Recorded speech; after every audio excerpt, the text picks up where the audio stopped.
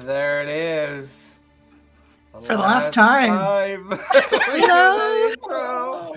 Welcome back, everybody, to the finale of the Grey Guardians. The last time we'll be meeting this 2-year campaign coming to its conclusion this evening. There are still choices to be made, and we're doing it all inside my new studio. I'm officially moved in. Everything is installed. Everything is working beautifully. I cannot wait till our next campaign because the battle cam is so much better now. Because I'm no longer using a peripheral link for the battle cam. I'm actually using the Voodoo card, and the Voodoo card is a true 4K card, which means when we see the battle cam in the future, it's crisp, it's clear. I've got professional lighting now, so I don't have to use a secondary lighting source. Cool. And I will be revamping my battle boards. I'm going to be putting LED lights on the interior of my battle boards to give it some light flow in to cast upwards. And it's going to be a lot of fun. We're going to have fun tonight because, as I stated earlier, tonight is all about the players tonight. This is the journey that they've been on for a very long time. Their characters have gone through some extraordinary moments of both hard choices, difficult opportunities. And before we start our recap, does anybody want to say anything before we get started? As we all awkwardly look at Mira. Who? What? Who, Mira, what? Well, everyone, I have enjoyed playing D&D for the very first time with all of you. I have grown to love your characters, and I've grown to love you guys as friends and companions through this amazing journey and story that we've all told together. So I wrote down a few things that the Grey Guardians have taught me. Out of the Book of the Universe. Mayra has taught me acceptance for the things that you're not able to control. Keen has taught me perseverance. That despite what life throws at us, you can get back up to fight another day. Her eyes ever toward the horizon. For Jet, her spirit. There was never a moment she wavered, even against the greatest of foes.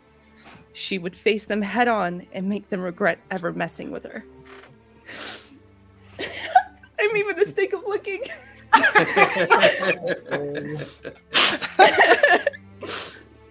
Abraxas, to be present. The only time we have is the now. The importance of your actions of today are what you should focus on. Think of the impact of now that will serve the future. Gork.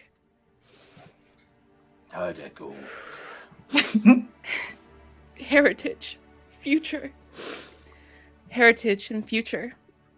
The effects of one person standing up and ensuring a future is both noble and selfless. Heroes come in many shapes and forms, but the God Killer is one of legend and history for his people. Storyteller, telling stories. The main maestro, the architect of the world of our characters, you have made strangers become friends and told a story that will stay within our hearts. In fact, thank you all for sharing your character and your stories with me and the rest of the world. I'm gonna miss these guys. Yeah. Yeah, I've been playing. Yeah. I have to say, I've been playing campaigns for, a good chunk of my life. This is the most memorable group I have ever played with the most heartfelt and, life-changing stories that we've told together for the past couple of years. So thank you all too.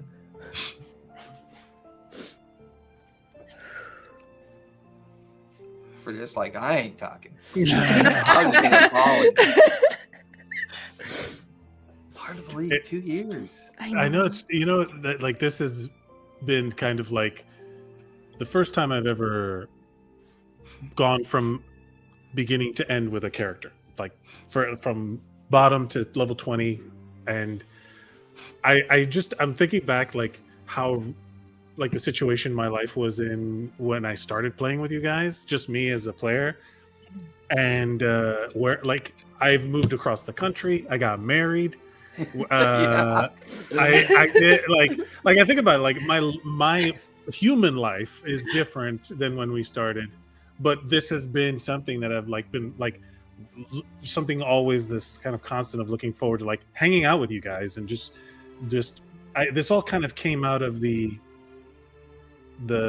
COVID idea of like how do we get that feeling? How do I get that feeling back? I was doubtful that I would get that feeling of being around the table again. It's hard. And we're 2 years later, and you're like, I could not have pictured like a better group of people playing with. I've learned mirror metrics.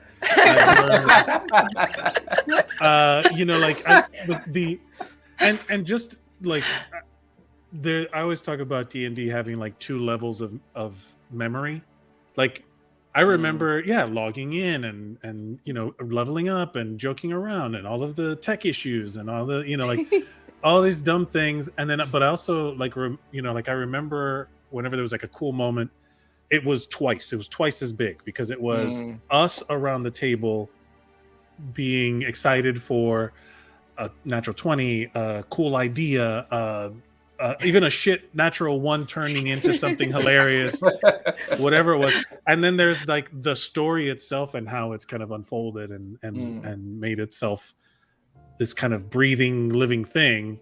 So it's like the memory of us laughing at the natural 1 and natural 20, and then in game having someone like die and what it meant to have to address it. There's like oh shit, those moments of natural 20 where you get to like cheer your friend. I could see it in my mind, clear as day, both sides of it.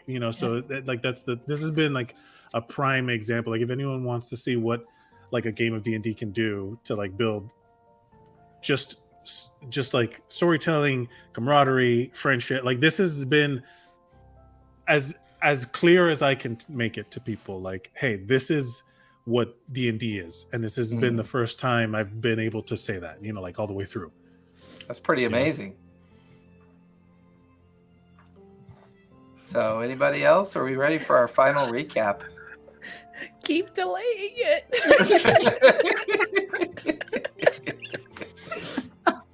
But it's true. We gotta finish telling the tale. Yeah. And what a tale it is.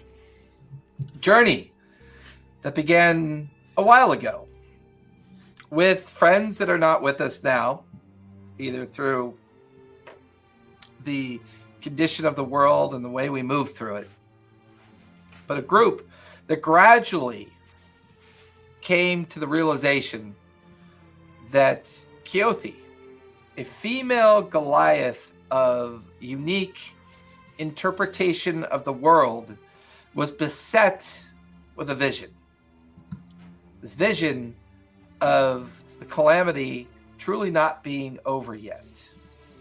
She used her chrono magic to cast herself out into the past and future of the people that she brought in to aid her in the discovery of the books of the 9.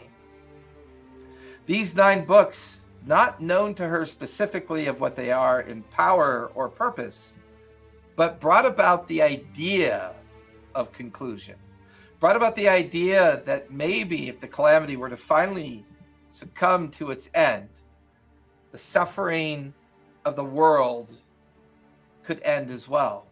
The great battles and manipulation of empire and monarchs, regions, guild houses, all those looking to seek control and manipulation through the continuous use of the unending magics and things of this world that threaten the continuation and the idea of future.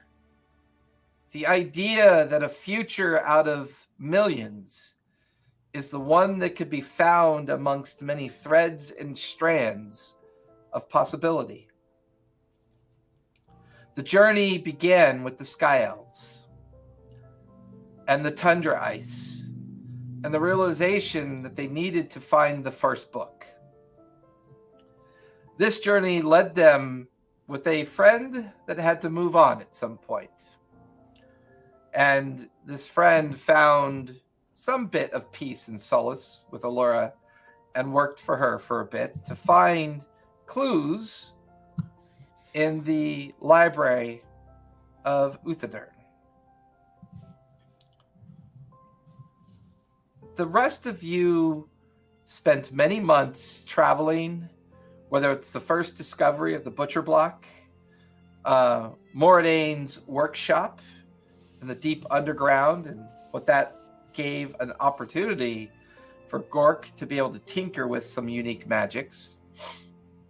Gork discovering his own fate and lineage through the Lava Warrens and realizing the first understanding of their Templar self and the lineage and what it meant. All this culminating in the search of the Valley of the Dead, or Valley of Death. And here, facing off against the Stygian and the book being found there and closing of that gate, not only afforded the opportunity of retrieving yet another book, but the team had brought peace to a valley that had only ever known curse and struggle for a very long time. An unending churn of battle, death, and an inability to hope for a better future. The valley was renamed, and some downtime was given, as many months were spent in the Valley of the Grey. And this valley became a kind of anchor point for the team, as for the first time, Mira was able to place her first life tree. And this life tree reached out to the ethereal and was a beacon to those of her kind looking for a safe haven. And while she had learned of betrayal, she also learned that redemption is just as important as the recognition of when people think they're doing the right thing, only to learn they didn't. And therefore, a particular priestess had set out on a trail of hopefully retrieving and bringing back the Kalishtar to this anchored spot. All of this eventually led to the floating pieces of the fractured citadel, not only bringing it back, but facing off against those that would continue to not only hope to maintain the Calamity's presence, but as each book is found, each shadow memory of the book being affected on the material plane, the team continued, persevered, eventually adding Keen to the group. Eventually, the journey revealing the dream walk of Mira, Keen's haunted past having to be overcome so that while she possessed the first book of 9, having that dark harbinger of guilt and insecurity finally being exorcised. Abraxas's journey of discovery of the chronomagic and this new god called Chronos, and this idea of time dilation, what time really means, time versus memory versus journey versus experience, and the power that we absorb from it. For Jet finally taking the mantle and the staff, and the few truth seekers that remain but do survive, being given an opportunity of a future of their own.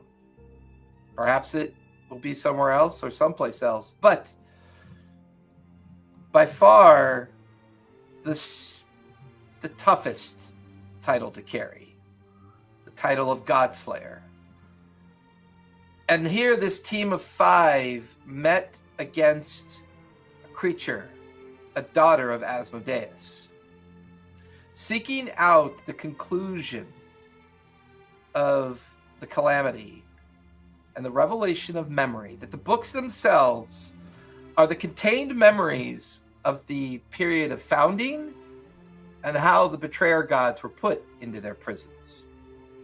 This became the template. This began the final understanding that with the retrieval of the final book, not knowing what Ghelfi's intent was, where we last left off, Glacius had been destroyed through memory. Her betrayal of her father and her father's response to that betrayal, causing her to hesitate, allowing Abraxas to plunge the temporal sword into the chest of Glacius, fracturing her material anchor.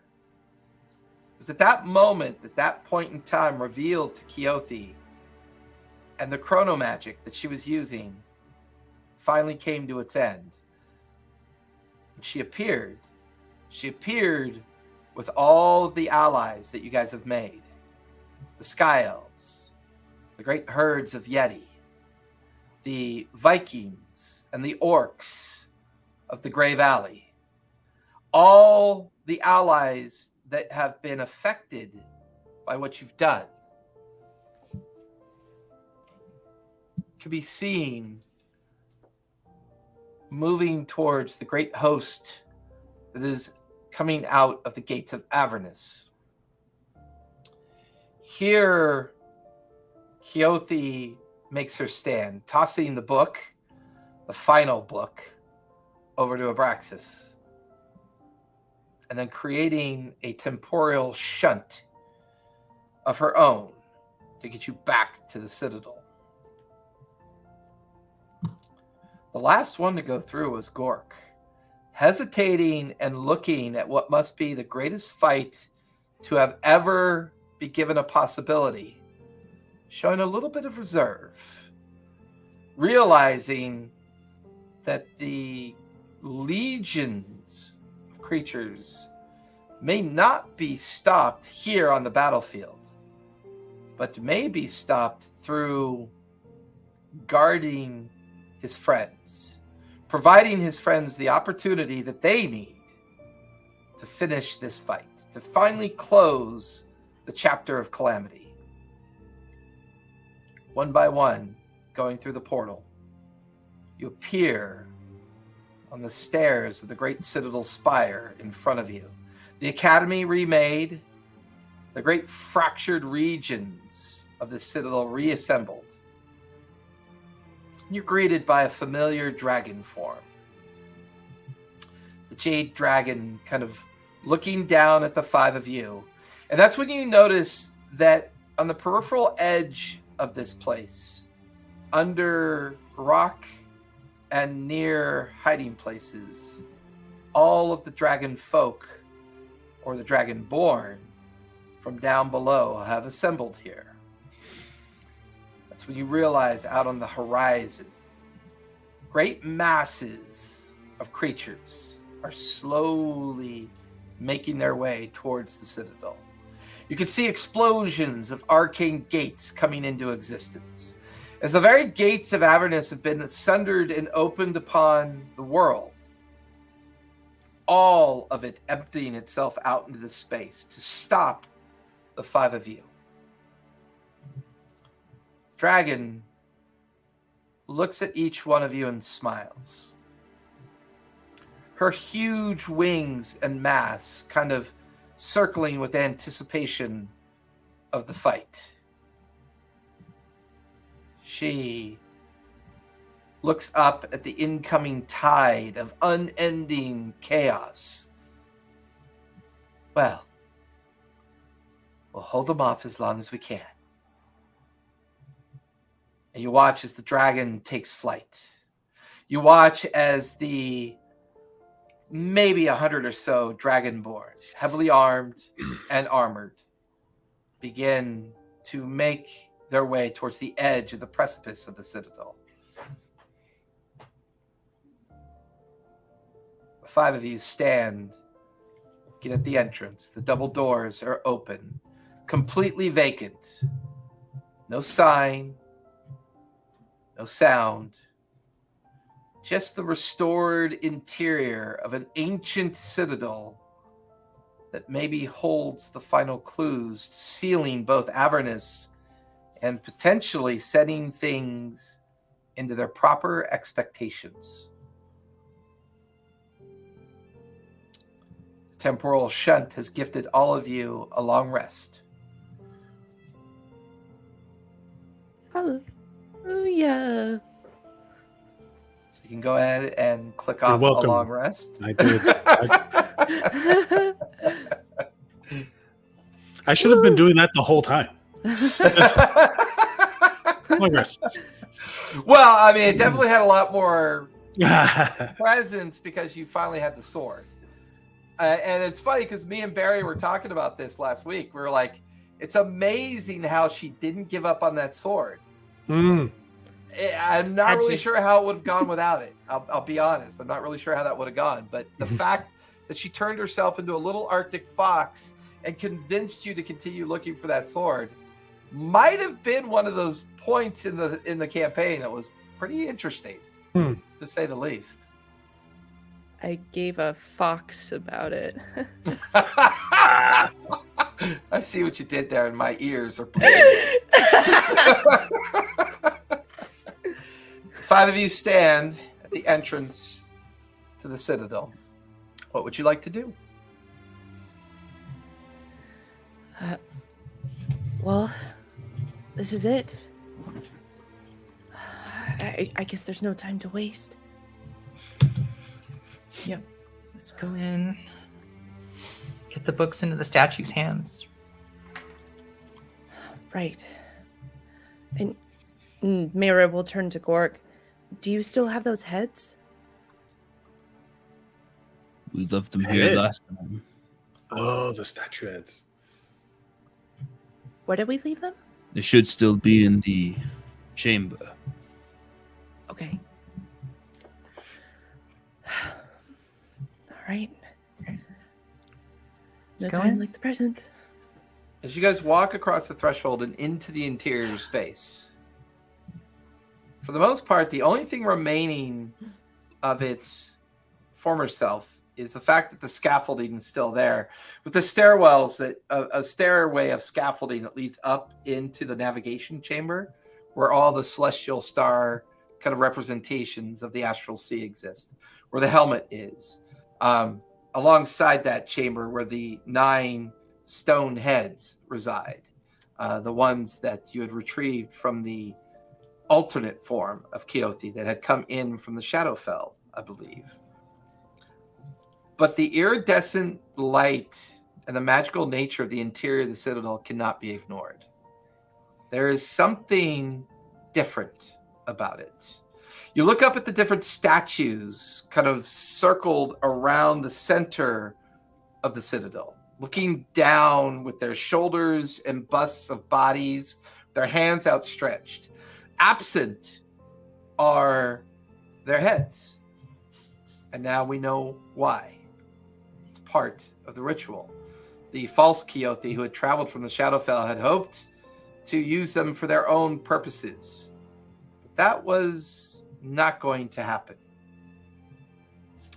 The other thing that you notice is in translucent arcane sphere now exists in front of each statue. And it is the celestial pattern of the prime. One represented in front of each statue. You can see it casting up and projected out in front of the hands. And in between their hands, where you thought the book was supposed to go, is now a projection of their celestial form. In constellation of stars. You can see the one for Ayun, the Wild Mother, Bahamut, the Dawn Father, Cord. All 9 represented here.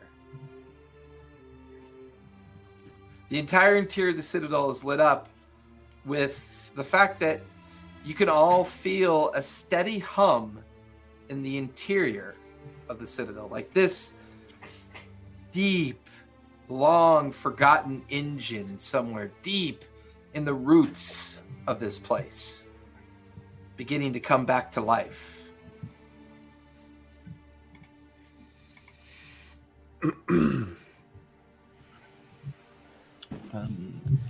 So the heads are still laying on the ground where we left them. Up in the astral sea chamber, yes. Okay, and there isn't any access to the statues, right? No, they are quite large. They average about 20 to 30 feet in height. They're great effigies in representation. All their bodies feel or look the same from the shoulder neck side down. Their hands are out in front of them, palm up, with now the constellation of each of the 9 gods kind of represented in each individual hand. And is Ghelfi gone? I was just about to. She was left behind to do what she can to delay. She's So doing the battle. fight. Yeah. She's essentially leading the fight with Alora and Kima. This is Mount Doom, and the battle's happening outside as we're throwing the ring into the right. Correct. Nice. See what you did there, buddy. Yeah. No, I dig it. We need to. I guess has Abraxas seen a vision or timeline of this event? Like, is there? No, the last thing you remember Ghelfi saying, she has no idea what to expect next. Her time and understanding of vision and time is brand new from this point on. This is the gap. This is the end of all things. Correct. Time wise, got it. Correct. Okay, I guess there's one way up, and Mira will mold earth and get like a column to go up to like the hands. Because I can't fly. I remember flying, and then there being like How is it? temporal. Is it like statues, That or was like when is it in the wall?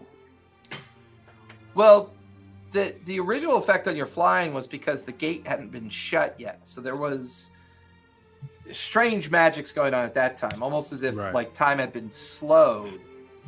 That's been effectively gone for a while now. The way that you view the 9 statues, they're in a semicircle, almost like in a very kind of like theater way, like this huge theater.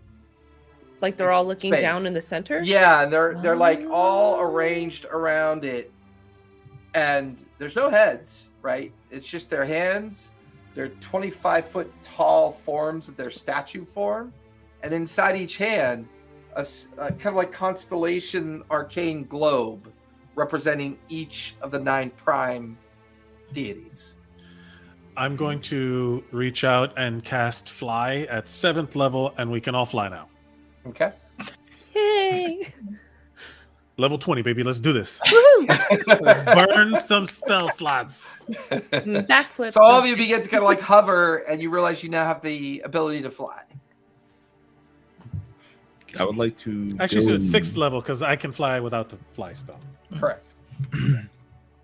Go ahead. I would like Gork. to go and start fetching the heads. Okay. You watch as Gork flies up to the interior of the astral chamber, goes inside, and you come back with the 9 stone heads. Which is strange. They're not very large. They're quite smaller than what the statues are. I'll try and go to the closest one and try and match the head. I'd like to grab a head from Gork as well. Okay. To So help Mara grabs assist. one. Gork has one. Everybody else each grabbing a head at this point? Yeah. We're trying to just. Everyone give me a history check as you examine the statues, the constellations, and the head of the statues that you grab. I'm going to burn a thing and roll with advantage because I'm Okay. 4. Gork doesn't know shit. Nat 20. Woo! Nat 20.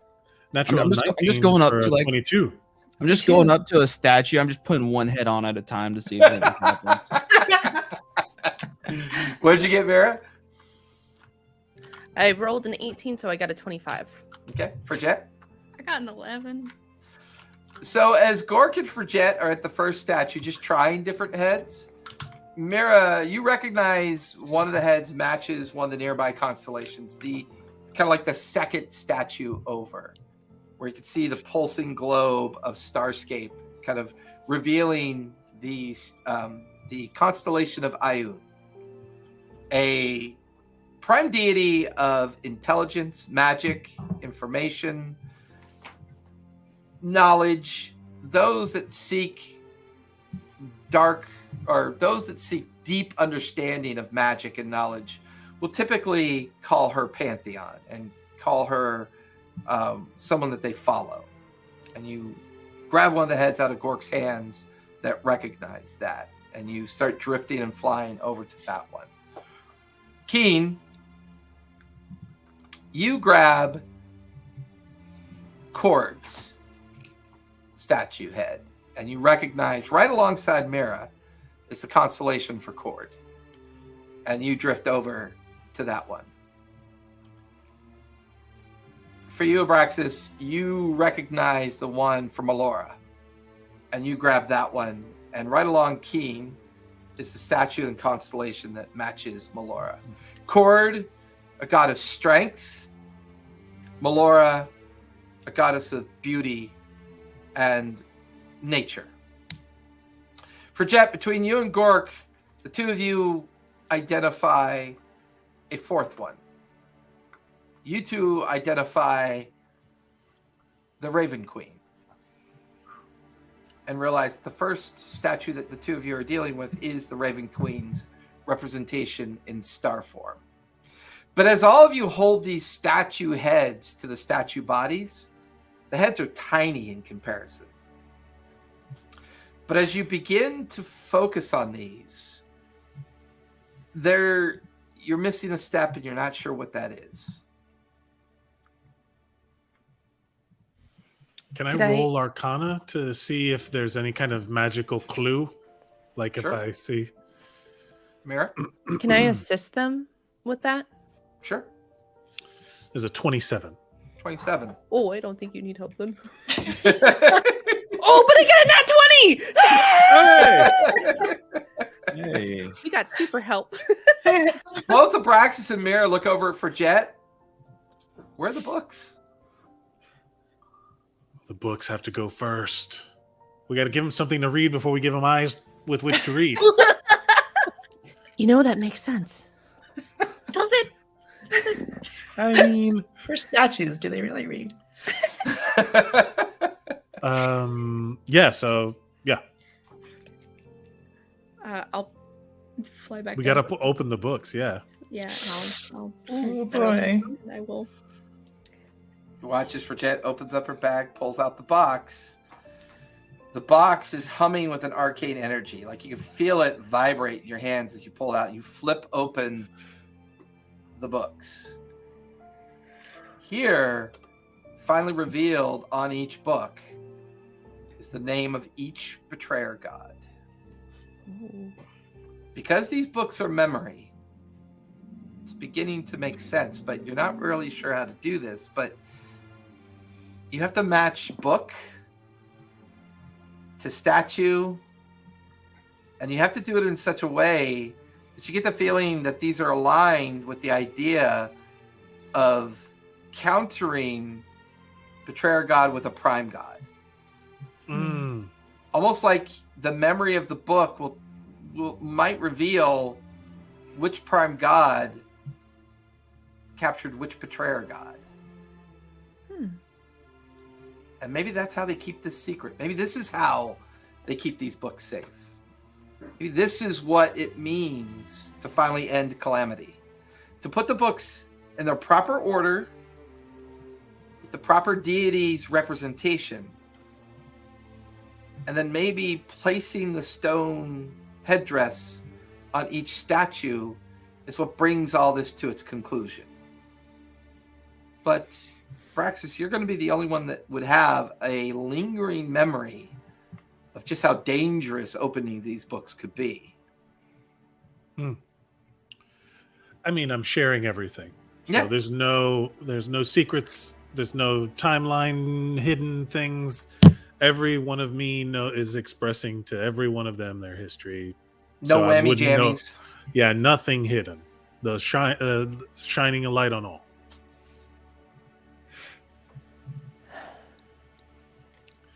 But we do have to.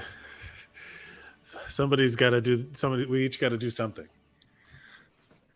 Well, if we are going to open these books, does that mean the portals will open here? I don't think so. They've been changed by this place enough, even as like you can see that there's like words on the cover, there's names, we've seen the alternate. We just need to figure out who is. We need to figure out what where to place ourselves in time and in our minds and in the story to then channel the memories, because these are memories, right? Yeah. So if we open these, that means that our brains are going to be flooded with the memory of creation of these things, if even if it's just an echo. So we need to steel ourselves and protect ourselves. Okay. Maybe if we skip to the endings of the books, that'll be like when the primes captured the betrayer gods, and we'll know which ones to match. First, so you know what? Spoiler Yeah. alert! Do we have to have the books open to like a specific point?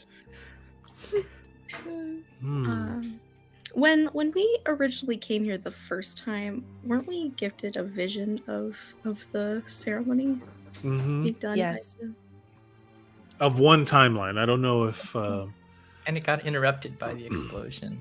right. Yeah. So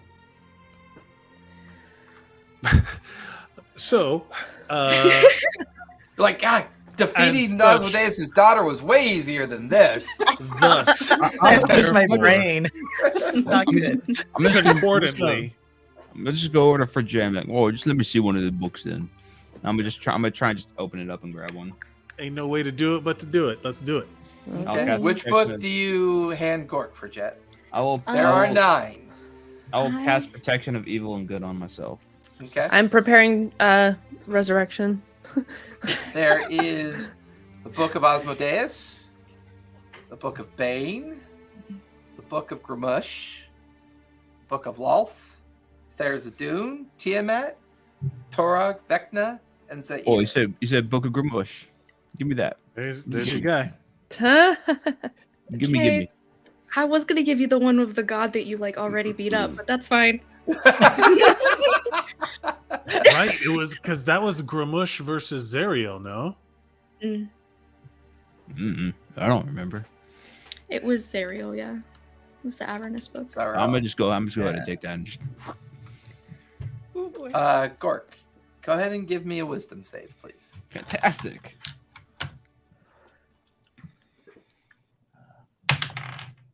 $21.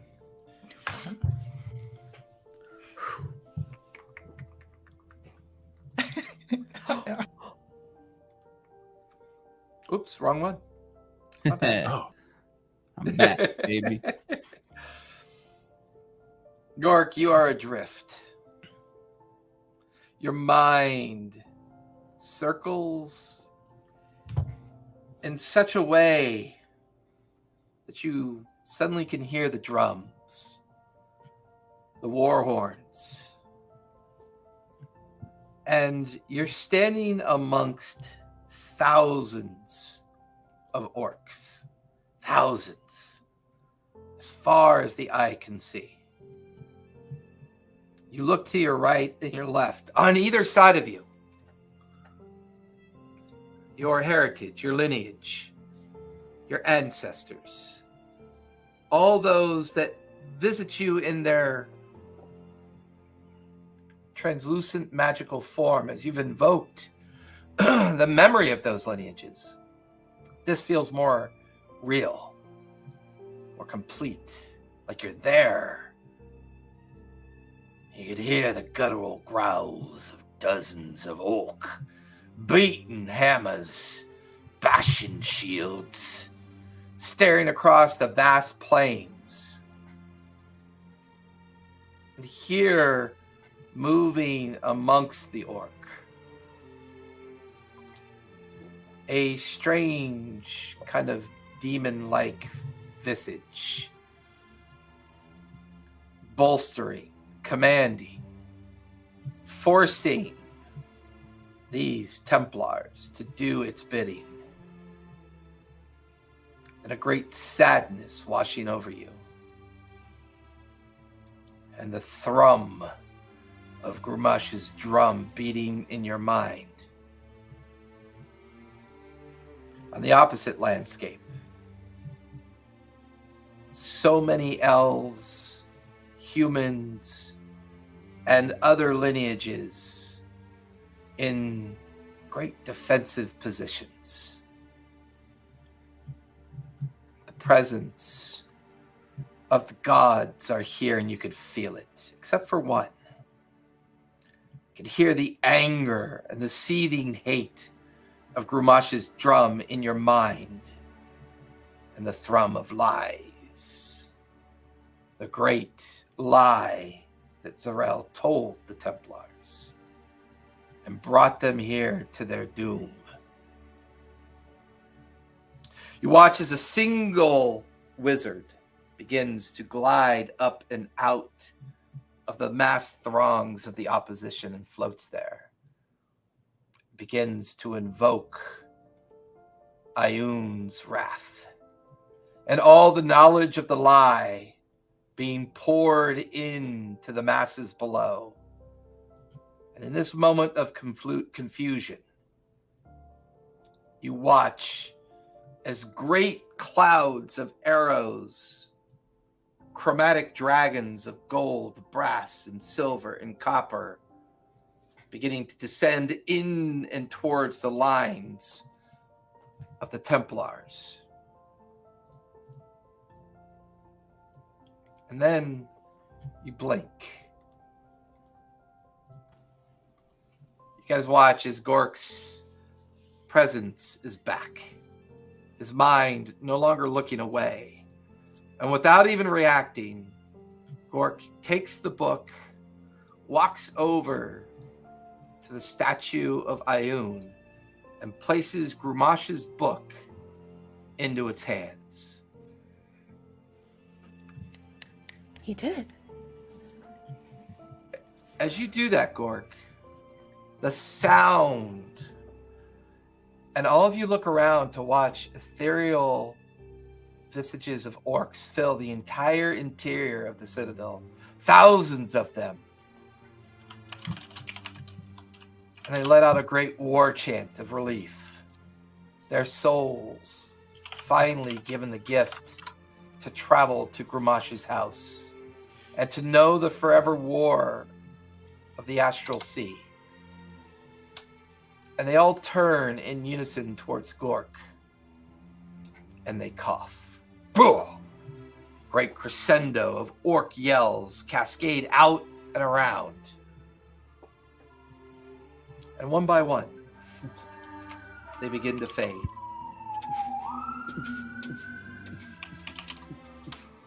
Save for one. The original parentage of Gork's line.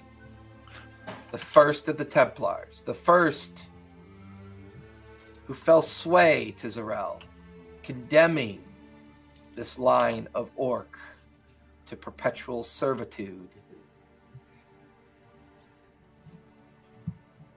It steps forward. I knew it was you. I knew you would be the one that would free us from this. Thank you. And just for a moment, there's a smile, and they fade. And as they fade, you watch as one of the statue heads goes to full sight. And it's a visage of Ioun. Her great Ioun stone eye in her forehead. So whoever had the Ioun statue and head would watch it come to full fruition. The book in the hands, the celestial map sparking, the head kind of adhering to the statue, and then the Ioun stone in the head flaring. It's the first of 9 is concluded. The relief given to those souls trapped and lied to at the time of the betrayal of Zarel. Grimash's book, safely in the hands of Ioun, safely in the knowledge of the deep secret, finally concluded. And you watch as a bright, kind of like cone of energy lashes up in the direction of the astral chamber. And as it hits the astral chamber, the thrum of the citadel gets louder. The thrum of a deep, long-forgotten engine gaining more power. I do not think the books are dangerous here. That was excellent. And Mira will fist bump Gork. Like the Thor and Hulk just walk. Yeah. Cross-tying strength. I've created. Or yeah, you activate your Yeah. It just turns on when I get hit. I've created super nerds. I apologize.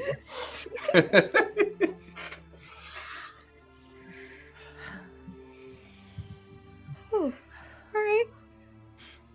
Well, who's next? I Almost guess got up by one. I guess I'll go.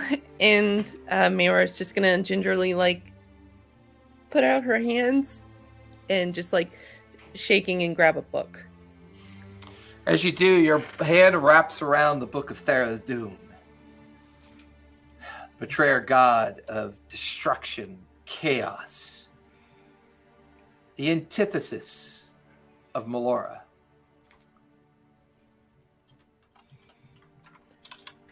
She pulls it open.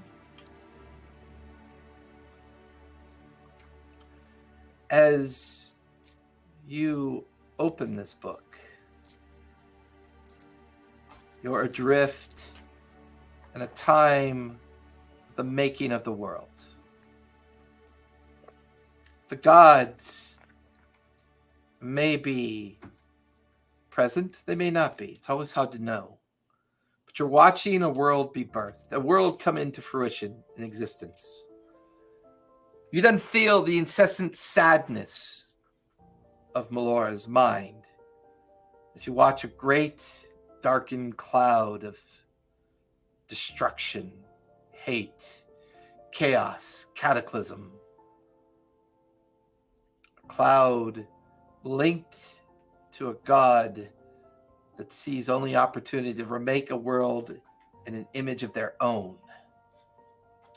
And as this dark void spreads across the beginnings of a world, you watch as a translucent hand, translucent form stands in front of this great void. They seem to be sylvan in appearance, but it's an odd feeling at first. A strangeness, a familiarity. This form reaching deep into their inner self to find the power that they need to channel Melora's faith and understanding in them. Alongside this form, a sphere, an orb of translucent energy. And then you hear a wispy voice look at the sphere. Well, what do we do? The sphere pulses with life. We only do what we can. Perhaps there's something for us out there, but We must channel this. We must do what we must to prevent this chaos from destroying this world. I think we are linked. You watch as the image of your mother turns to look at a familiar form of Erebus. And the two of them channel an arcane energy of understanding as the only way to truly save their people was to come to the beginning of when the void was first created. And when this void fractured and was sent spinning off into the astral sea, it threatened the very existence of the Kalishtar homeland. And just for a moment, your mother's face kind of turns to look over her shoulder as if someone's watching. And she just smiles.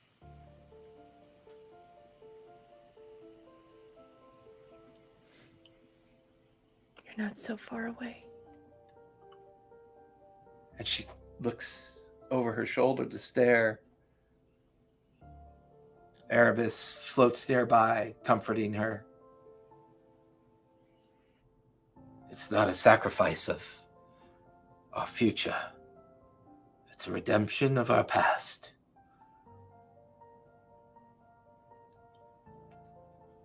Your mother smiles in your direction yet again. She turns and floats towards what she believes to be you, but she can't quite see you. You can hear her voice. I'm not dead. I exist now because you and your friends have done the one thing that others of us could not do. And I am taking this opportunity to set things right. She looks over her shoulder away from you to see the ever-creeping, growing void getting closer and closer.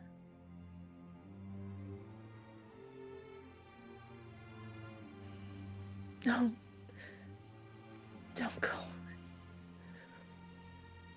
It's impossible for me to ever leave you, child. We are Kalishtar. We are both the beginning and the end of a people that cannot perish. We may be doomed to suffer from time to time, travel looking for a home that we think exists. You feel her translucent hand pass through your chest.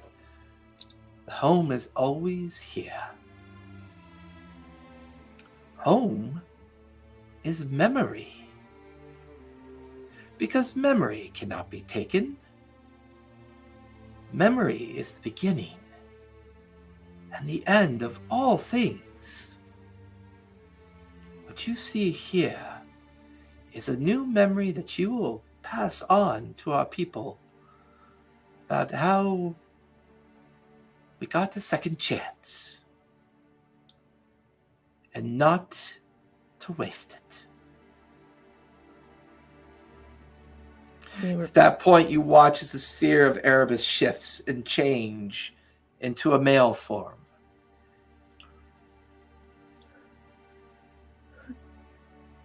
And looks at you.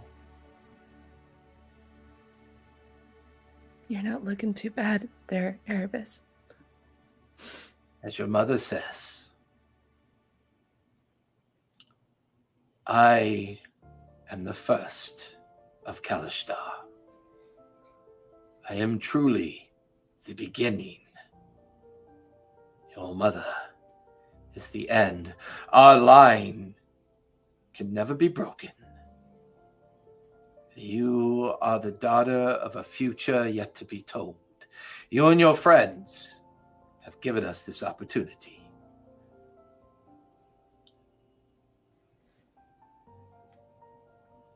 I understand.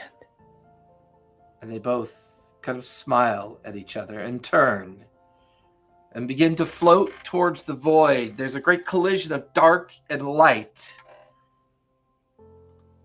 without hesitation, everybody watches as Mira comes out of her kind of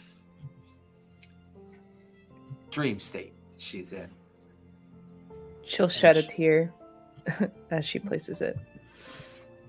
And you watch as she places the Book of Therzadun into the constellation hands of Melora, the statue, head growing to full size, the bust being remade, another like shunt of energy crashing up into the astral chamber, the thrum getting louder, getting deeper, getting more present.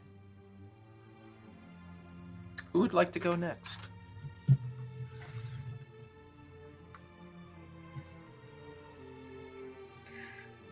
I'll go ahead and take a book then. Let's see, which one should you take? Oh, you reach in and you grab a book with a decrepit hand on it and an eye in its palm. And you pick up the Book of Vecna. And you feel your mind begin to be pulled in to a memory. And here, you feel yourself drift down and out, swirling into a morass. And as you do, you're being pulled through many defeats that this god has suffered. At one point, you are looking down upon a great city on the back of a massive titan. And there you could see 7 individuals fighting for their lives. Vasselheim down below, suffering from these creatures. A great battle is ensuing below you. You drift through this battle. You drift through time. You displace your understanding of truth and wisdom.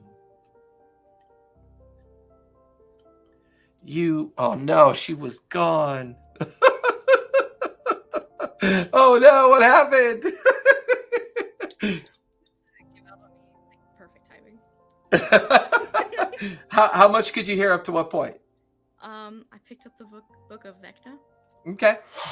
So as you drift through the memories of Vecna's defeats, it's a point where you're looking down upon a great city that you would know as Thermopylae, on the back of a great titan. And there in battle is Vecna with 7 individuals you do not recognize. And the battle rages. The cataclysm of it ebbs back and forth, back and forth. And you pass through this memory of defeat. Eventually, you pass through more memories of Vecna's defeat. Never truly ascending to a true godhood status, but always suffering through the ineptitude of foresight, limited understanding of wisdom and intelligence, limited understanding of what it means to truly be in control of one's understanding of intelligence, planning, strength. You're on the back of a dragon, flying high over the unending battlefield down below. You look at your gnarled gnomish hands. You see the staff in one hand, and you're wearing the mantle. But you are the first of the truth seekers. You remembered this vision before. This individual living a very long time ago, and somehow has transcended to this point. Looking down below, you could see the great vast army of orcs, the demon creature waiting amongst them, bolstering their ranks and numbers.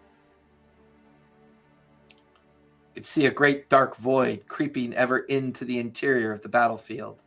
but two bright points of light fending off that void. The great platinum dragon's visage arcs its head to look back at you, and the booming voice: shall we give them the time that they need?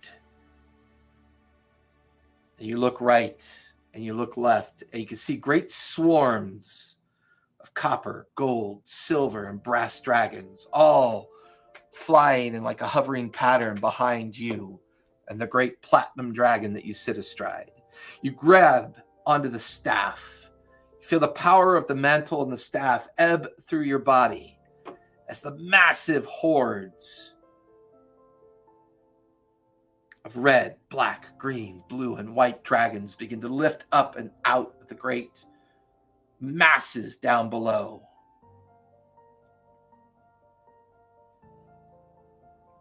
The form of Bahamut fills you with the strength that you need.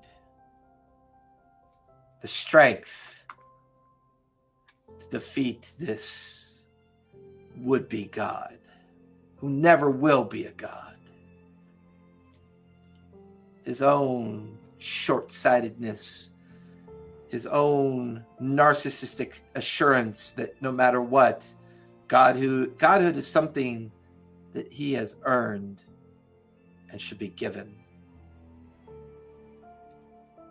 And as the peace of Bahamut spreads through you and the great chromatics begin to fly towards one another, the air fills with the smell of ozone, arcane energy, power, the great masses teeming down below, colliding in great struggle and strength with one another. Here, the raging battle of the battlefield fills your ears.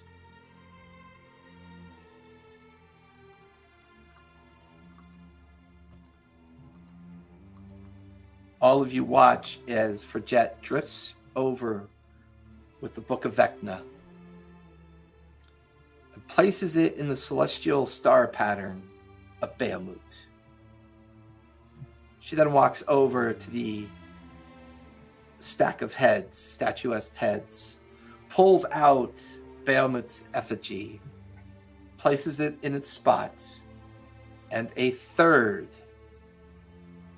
column of energy arches up into the astral platform up above, the thrum of the citadel getting ever louder.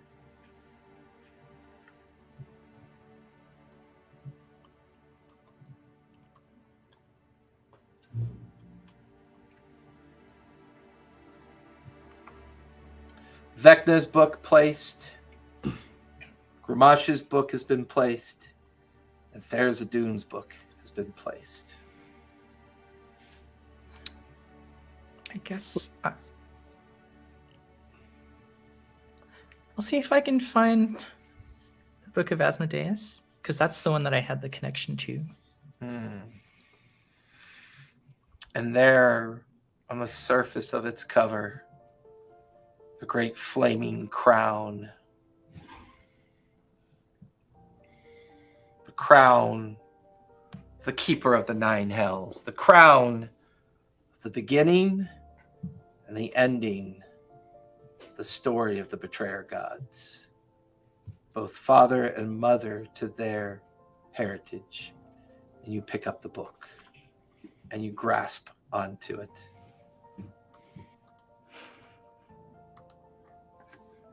As your mind drifts into memory, here it starts and begins the redemption of yourself, coming to terms with what you were and what you've now become. Lost in the treachery of a world that never gave you an opportunity to be anything other than what they forced you to be. The realization of being with your new friends and journeying with them alongside you, a great sun, the glowing orb of the sun of Exandria. So close, but you know it's so far. And as the battle rages below, you can see the growing void of darkness creeping towards two very shiny sparks of light. You see the great orc horde and legion fighting it out with all of the defenders of Exandria, and then the great tides of all the dragons ebbing back and forth over this huge struggle of control over the battlefield. So easy just to close your eyes and forget all of this, to forget your own past. But it's the journey of healing. You feel a connection with the sun, the great orb of life. And here you can hear a soft voice in your mind.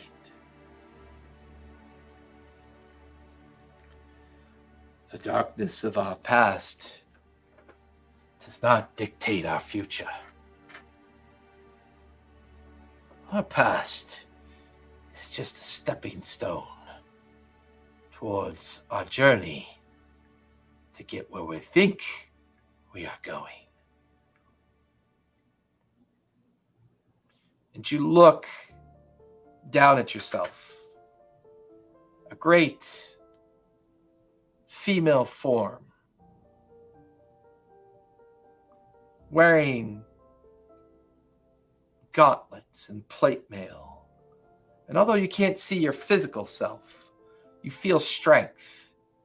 You feel the power of Pelor course through your form. The healing touch of their words in your mind. To your right and to your left, upon griffins, eagles, and other creatures. The great cadre of Pelor's followers, all the paladins of the known time, are here. But you could feel their distant dark memories too. Bad choices, bad journeys, fraught with misgivings, uncertainties. You could just feel the healing energy wave out from yourself and into them. And then you feel Pelor's mind just join with yours as you take on the visage of the first of all Pelor's champions. You feel, for the very first time in your life, redeemed of who you were, knowing that your journey's future is still yet to happen.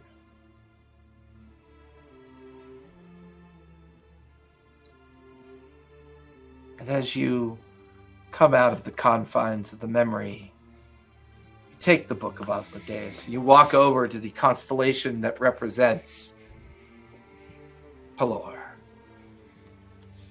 Placing the book in its hands, the great statue head coming back into its rightful condition, placed upon the shoulders and bust. A fourth column of energy arcing up, striking into the astral platform up above. And now all of you can feel the citadel begin to spin on a slight rotation, barely noticeable. Hear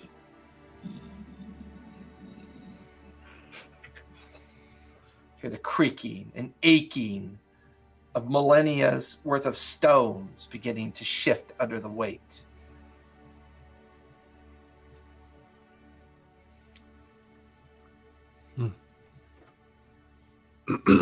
This whole time Abraxas has been like kind of above everyone, just making sure like waiting to see if anything bad happens, just very like in kind of like a protective stance, kind of like wings out, you know.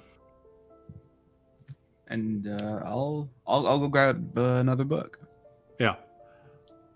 So as Abraxas overlooks this and keeps an eye on things, one by one, the four of you grab remaining books. You relive the memory of the beginnings of Calamity. Each of the betrayer gods being tied in to each of the prime. And you relive those memories. The great battle that was fought.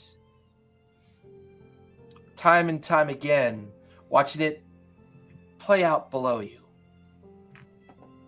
There is one final book, though, that still exists. There is one that none of you recognize as you stare at it. Mm. This was the book that Ghelfi had. It doesn't seem to match any of the betrayer gods, and it's confusing. The image on its cover, its surface, is a darkened background with 9 symbols anchored around it.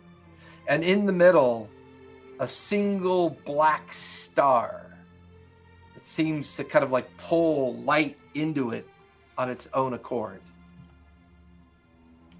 I'll open it. You watch as Gork picks it up. Gork, give me a Constitution save, please. Oh, I'm good at those. Kind of. Nat 20. Nice. 26. You almost feel your entire life essence get pulled into it. And as you're kind of like pulled into it, you hear the sound of a ticking, but it doesn't sound right.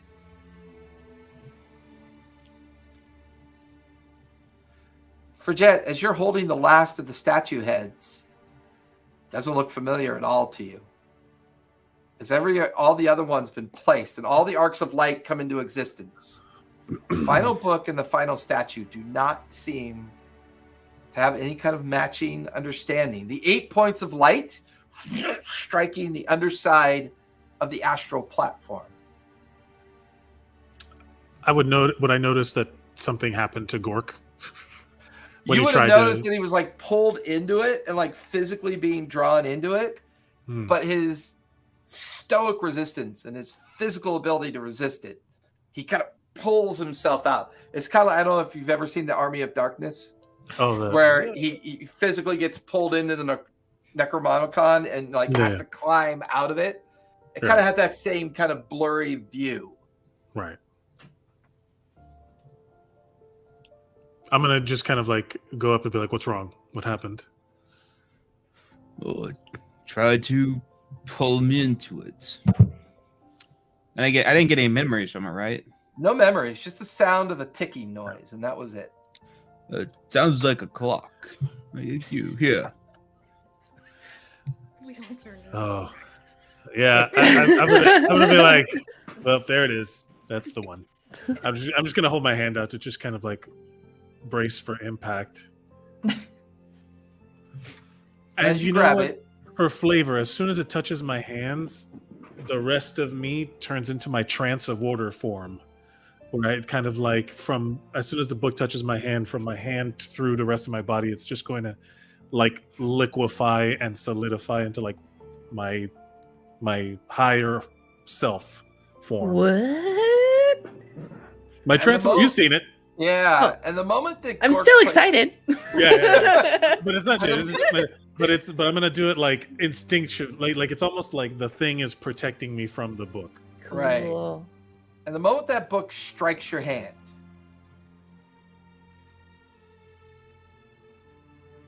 you're immediately lost into the sound of that ticking clock. Yeah.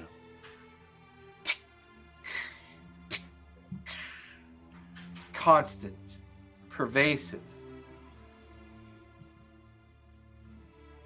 And as your memory drifts, all around you is both darkness and light.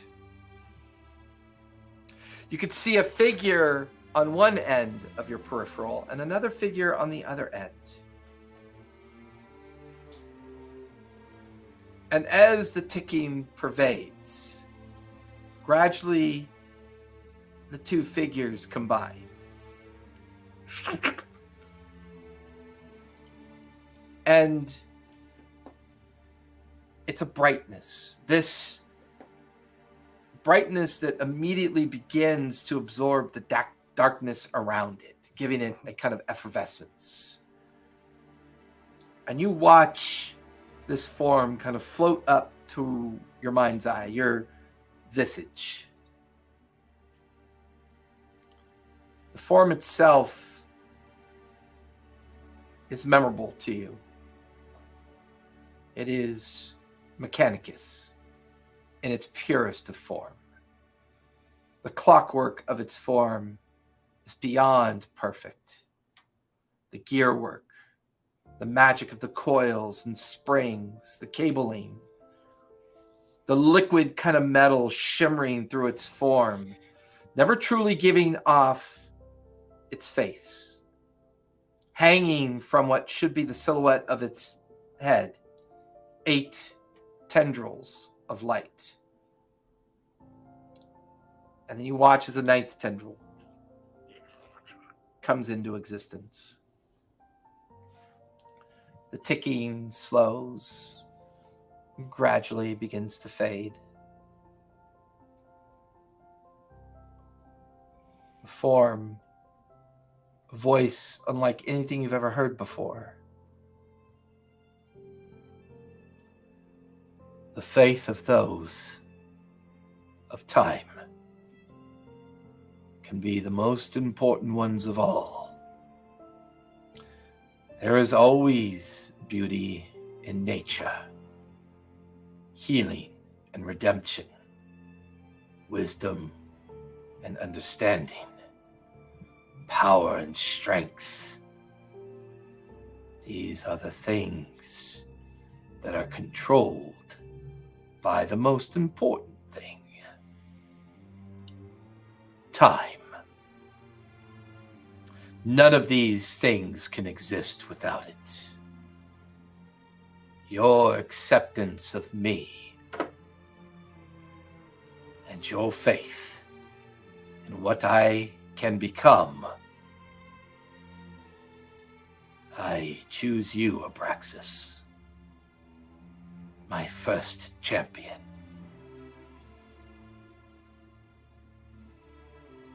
And you watch as your form begins to change. And those looking at you would notice your form begin to change as you take on the purity of Mechanicus. Your sentient understanding of the beginning of time comes into your being as you're gifted as the first champion of Kronos, a new god that has been brought into existence because time itself is living. It's important. Time is what it takes to love. Time is what it takes to wage war. Time is what it takes to build things of beauty, heal, establish faith, creation, existence. Without time, the worlds, the astral sea, and all things that exist could not exist. And it's this understanding of time, its manipulation, the many strands of it, corsairing around you, colliding, slamming into this translucent figure hovering in front of you. As your form completes its shift, a familiar helmet tucked underneath your arm, and the voice of Kronos in your mind. can never be found. They can never be retrieved. Your journey will be unending. You will never know permanency. You will never know the trusting companionship of others. As a champion, you will only know the importance of your journey, to keep them hidden, and to never allow them to be revealed again. The form drifts closer towards you. Do you accept this oath? And I'm going to take the helmet, and it kind of like absorbs through my horns and onto like forming me like a new like cowl. Well, I have enough time to prove my worth. Yes, I accept. And with that, you come out of your memory of present. All of you watch as a very transfixed and changed Abraxas stands there. You recognize the helmet on their head as the one that was up in the astral chamber. You watch as the ninth and final statue reveals itself to be a 9-tendrilled visage of time. The 9 links of time to the 9 betrayer gods. And you watch as that final book of the void is placed by Abraxas in the hands of the god Kronos. That's my guy. Column of energy striking into the base of the astral platform up above. The rotation of the citadel gaining in strength. The hum and the gradual feeling of the citadel beginning to lift upwards. I'm understanding that this is now my ride. Possibly. Sounds like it was the oath that you took. Yep. I'm just going to kind of like hover kind of down and just be like, this is the way it was always supposed to go. So, we'll have to part here.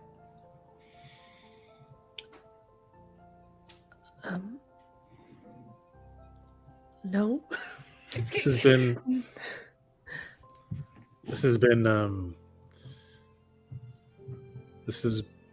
been a journey, and I'm happy to have known all of you. And I'm happy to have been here to protect all of you and to try and help all of you and to be worthy of your help. And this will be the end of this story. But hey, memories are our own way of time travel. And whenever you think of me, you just go right back.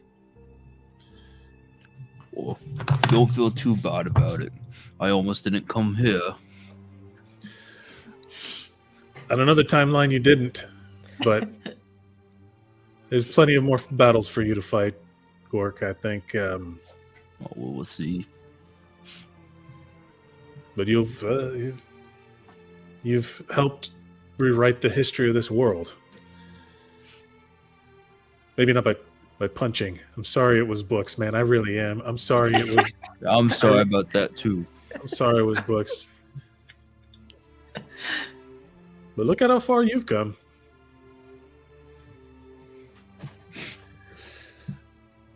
I just kind of like look around at everybody. I'm not quite sure what the next steps are, but for all of you, we gotta head out and reclaim your time now that we're done. You're gonna, like, come back and visit, though, right? I don't know what the rules are. I never have. Just kind of things always balance out. And even if I never see you all again, I will have. You're not thinking fourth dimensionally, guys. This is. It could not be more clear. No. You remember me. I'm there. Oh, sorry. Who are you again? Oh no, it's happening already. Oh no. I've been erased from this time too. No. But I will if I can. Know that, of course. But I'm guarding something.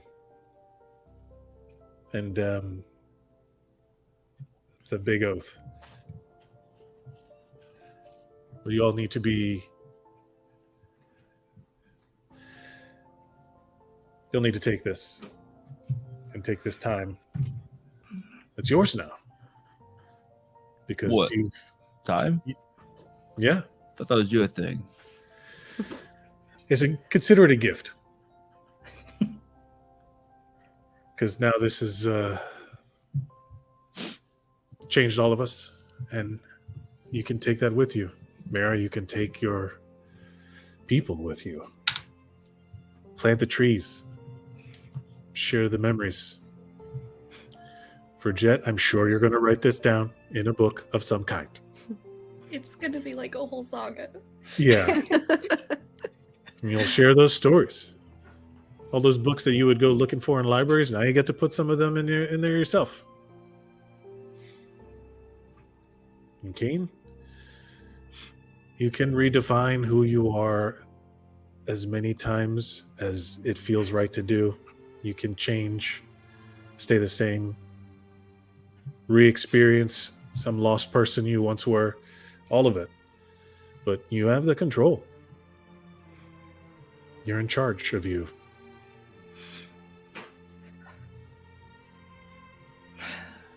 Praxis, you've always been the one to take care of all of us, and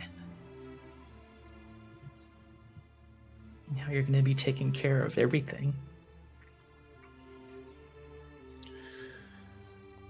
I mean, yeah. Well, you were there to take care of. You're the team. This was always the team. The path. And I'll take care of everyone who... just think of it as... I'm just adding more people, more life, more time to the things that I'm taking care of. Oops. The things that I'm taking care of, but... Yeah. Who's gonna take care of you? I got time on my side. I'll take care of all the... Let's think of every time, idiom, phrase, everything, reference, pun. No, I got nothing but time. And I think this was whatever pain you experienced, you know, that changes you also. It guides you. It, you know, I got you. And it'll be my privilege and honor to not just take care of everybody, to know that by taking care of all of this, I'm taking care of you for. Is this truly what you want? This is my purpose. And that's all I've ever wanted. To know what it was. To know why I am who I am.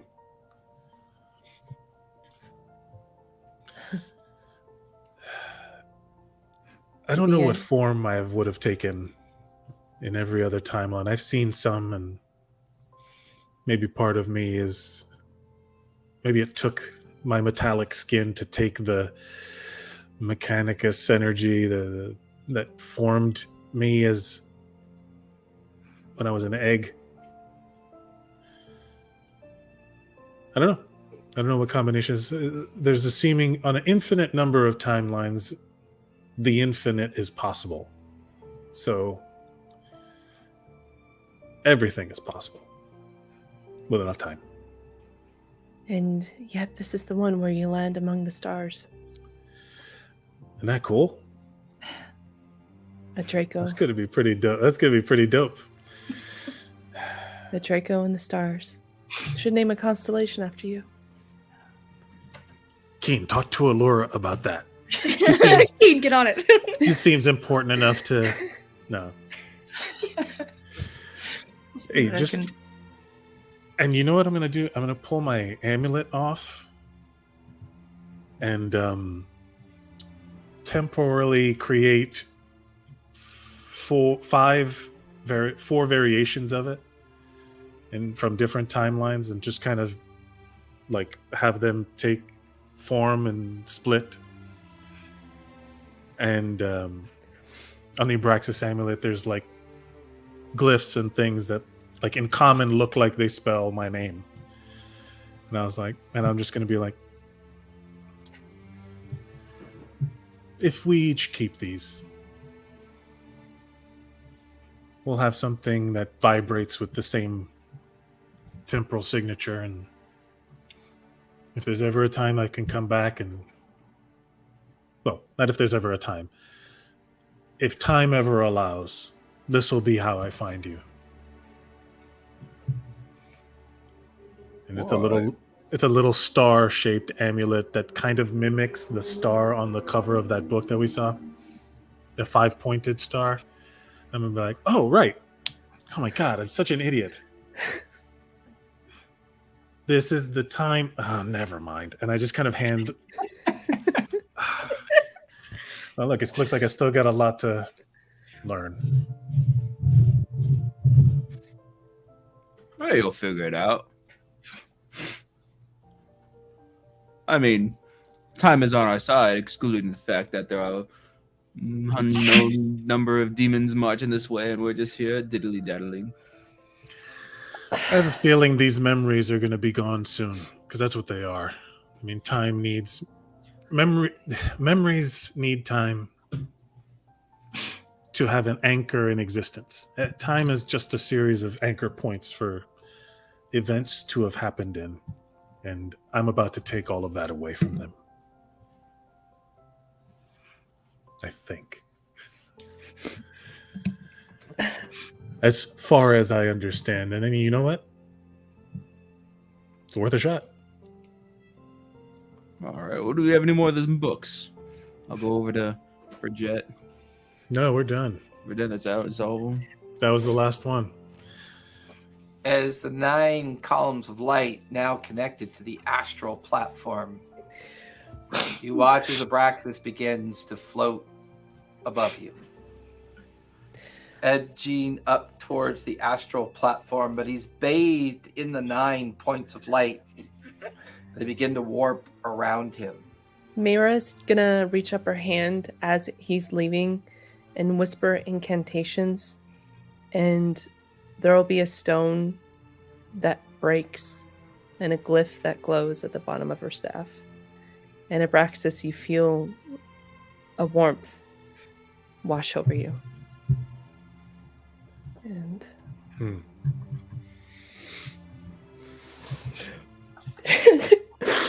Thank you. As he drifts further away, the light bathing him to the point you could just see his smile, an absolute certainty of purpose. And the light completely absorbs him.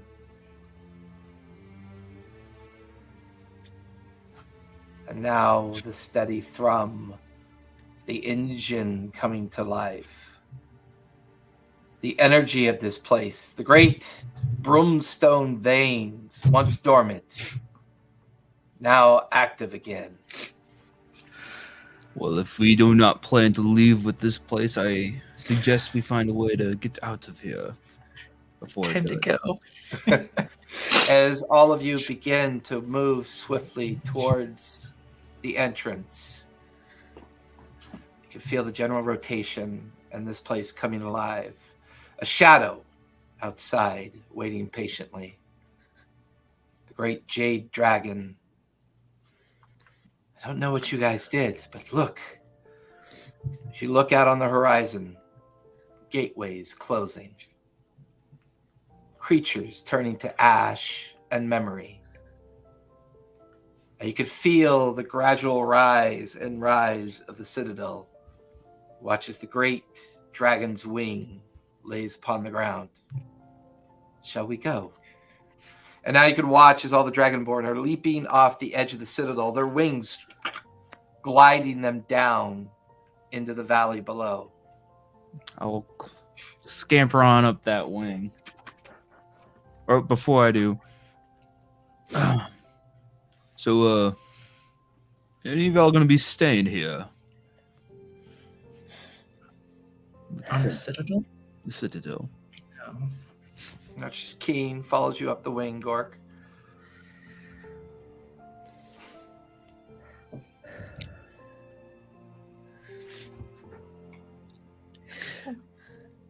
No, I couldn't bring myself to stay here. Watch as Keen helps for Jet up onto the back of the dragon.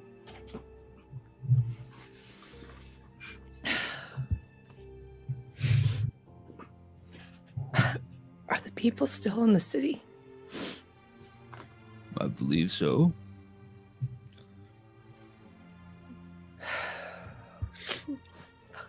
You're gonna be staying here with them. And there's still a fight going on? Or the portals are done? I mean, from what you could see from here, whatever you guys have initiated, it's quite possible the portals are closing. And to Abraxas's promise, they are becoming memory. But nothing more. I don't even know if my people returned. The great dragon head curves down towards you. Shall we go take a look then? And Mira will nod her head and she will use, hold on a second, guys. One more delay before we go. I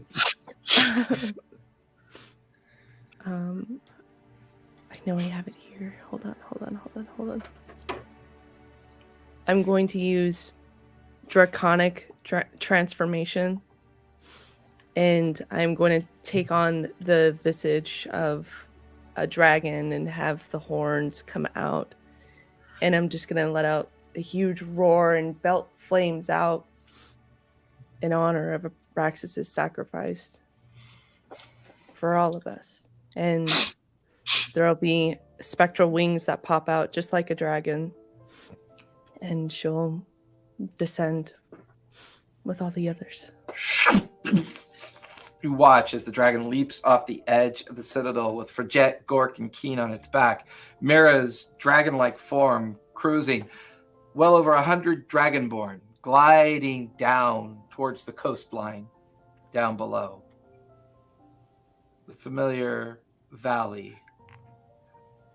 You watch as the great ancient statue holding its hands out begins to light with an iridescent, kind of arcane bubble of energy that sparks out with a kind of like arcane explosion. You watch as the citadel rises, and then suddenly just a pinpoint of energy collapses in on itself. And you watch as a star streaks across the horizon. Explosion of energy, and it's gone.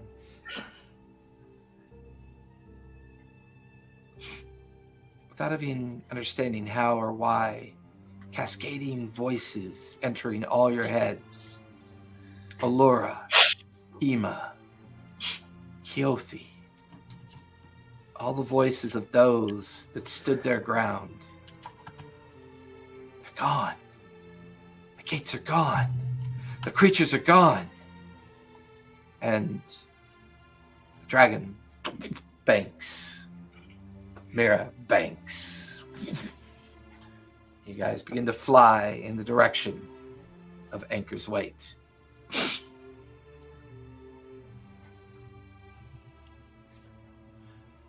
Victories are expensive. While many perished in the defense of the Azure Valley and the birthplace of Ioun, that first year of recovery saw great change in the Greying Lands. And before the celebration of the first anniversary of a comet that passes over this area once a year is to be acknowledged.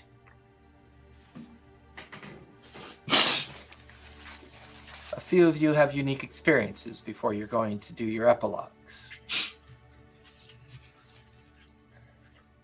The recovery of this team and those that fought for the end of Calamity in the Valley of the Grey. Here, the first life tree of this region, one that was planted by Mira, not only has flourished, but the entire population of her surviving people found their way back here, offering Mira multiple decisions to be made. Here for Jet with the surviving members of the Truth Seekers, Gork, the great war clans that you've assembled, who have survived, who've turned this place into their capital. Keen, Allura and Kima, offering you that final opportunity to travel with them.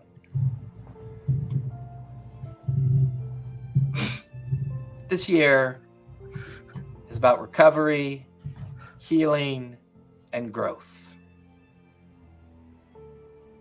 With that in mind, what does Mira plan to do with her future that's been earned?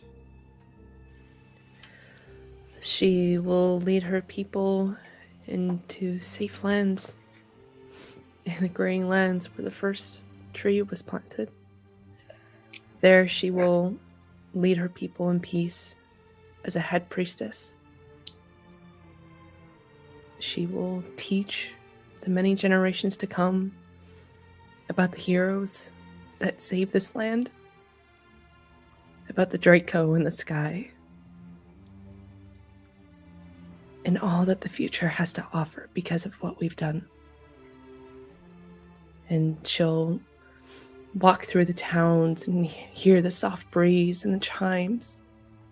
She'll once again hear the harmonic voices coming from the temple once more as she leads the procession back in.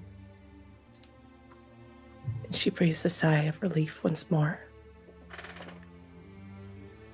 We're home.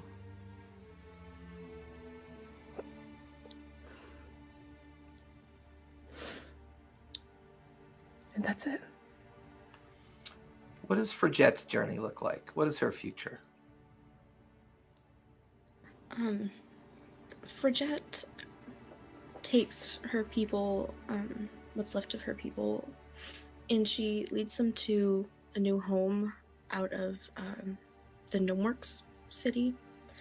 And they rebuilt them there. And she redevelops the Truth Seekers Order. But she creates like a secondary inner circle order called the Friends of Archimedes, and their job is to go out in the world and find the stories of amazing people and hunt down dangerous artifacts.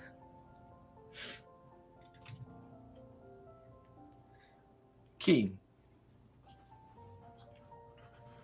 what does your future look like? Okay. I probably wrote too much.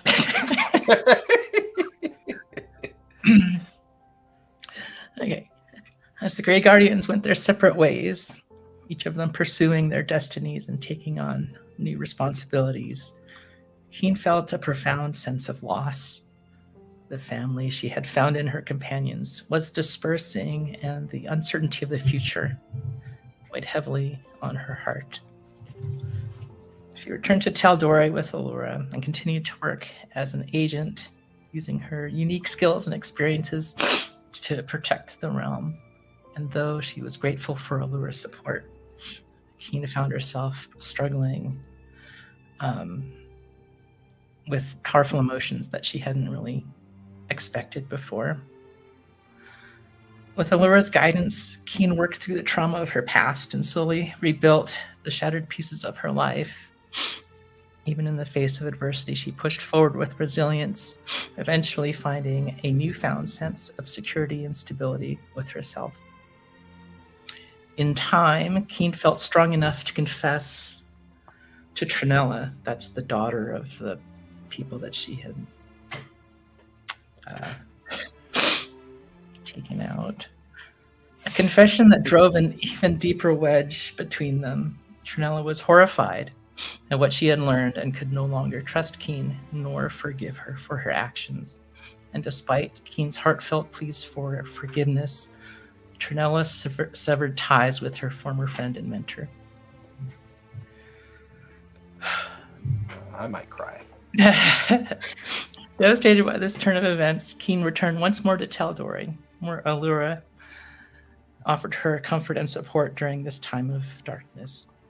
And despite this, no words could erase the hurt that lingered in Keen's heart.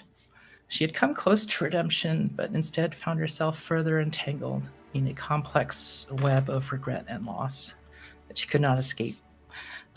Years passed, and Keen and Trinella eventually reconciled, but they never became as close as they once were. And despite their falling out, Keen kept her promise, ensuring Trinella's well-being through Allura, a continuous reminder of what could have been. Seeking to forge her own path and honor the lessons she had learned from her friends, Keen chose a new name for herself, Illyria, symbolizing the strength, resilience, and newfound sense of self-worth she had discovered. With Allura's support and blessing, Illyria left Taldore to embark on a new journey, determined to use her abilities to make a difference in the world. As the years passed and Illyria traveled, she found that the lessons of her Grey Guardian friends had taken root within her. Abraxas's craftiness resurfaced when she needed to think outside of the box in order to find a solution for unexpected problems. And Quirk's trust in one's instincts led her to rely on her own judgment and push past any doubts that she had.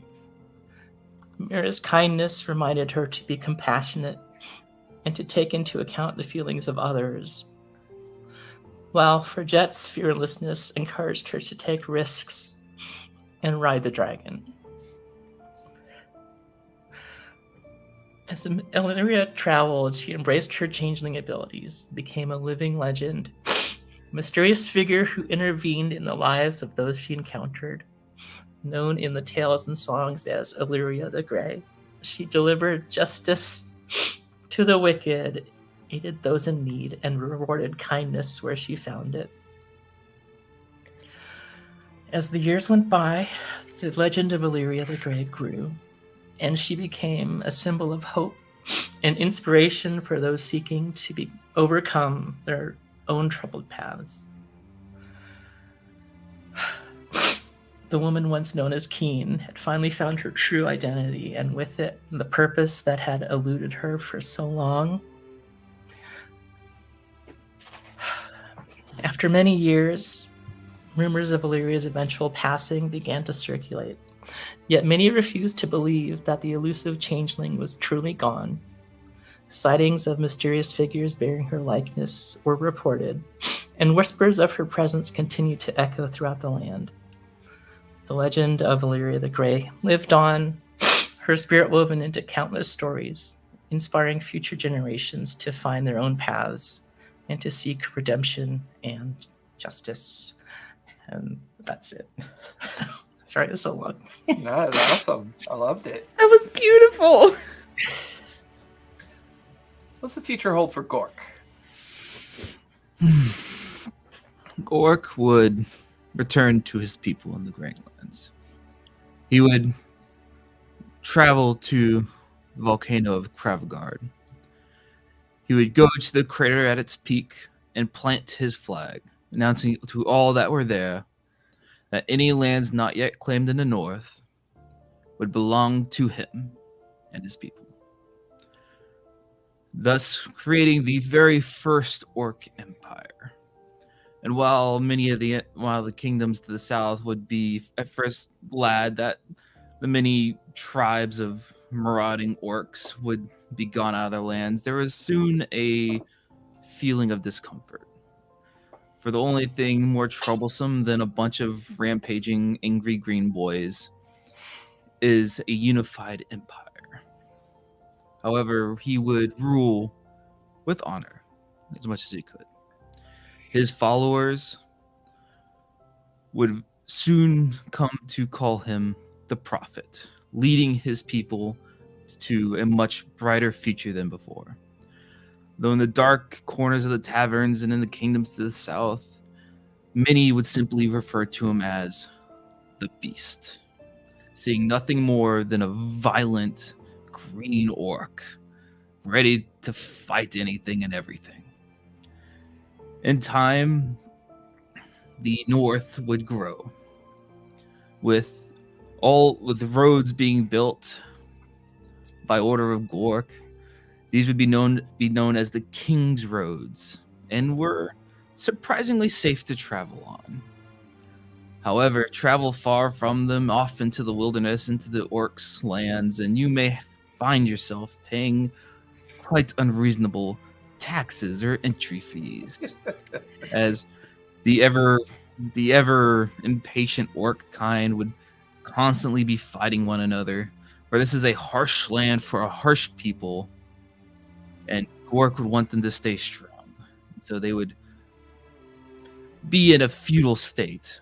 The 13 great clans all fighting amongst each other, but relatively keeping the peace.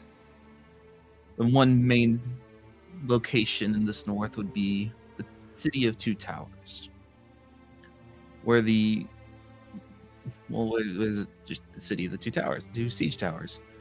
Here would be the trade hub for the entire north. It would be a live and vibrant place as people would settle down into peace after the end of the Calamity. Here, Gork would have commissioned the building of a great library. And in front of this library, there would be a great statue of a halfling with a funny little box on her back. In time, there would be 4 great statues built throughout the kingdom. And in time, people would forget who they were and what they did, but all would remember that they were important to the creation of this new kingdom. But this was not like your ordinary libraries. For when you went inside, there are no books. Instead, you have many elderly beings, orcs, halflings, dwarves, elves, dragonborn, sitting around fires, all trained in the art of remembrance. As they would read books, and they would memorize the contents of them in their complete, and then would burn the books. The knowledge preserved in the minds as they passed this tradition down from one to the next. In the city, there would also be we'll call it a fortress, a small fortress where the chieftains would often meet. More of a drinking hall where rowdy parties would go on late into the night. And And in front of this hall would be the sly, roguish figure.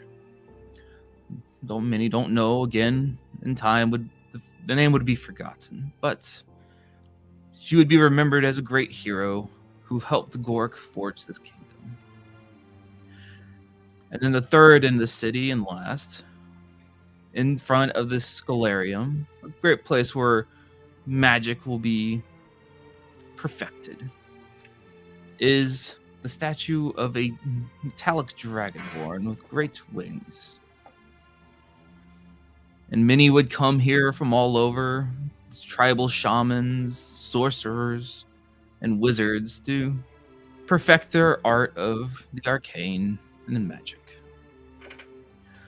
However, there's one other place in this great north.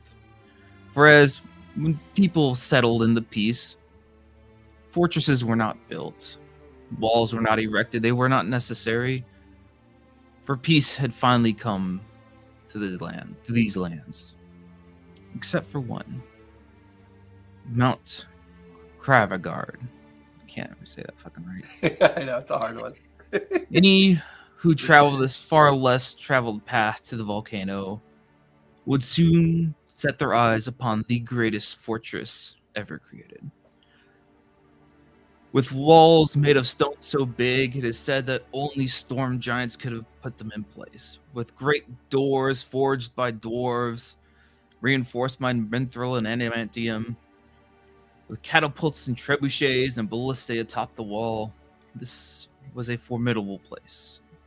Few are allowed entry, for this is Gork's realm, where his tribe reigns supreme. As one would look up the mountain, you would see near the top great docks where brutal airships would moor. There are a few for trade coming and going, but here you see dozens of airships, silent, waiting to be awoken, for the sails to be filled with air, for the balloons to be full, to be called to war.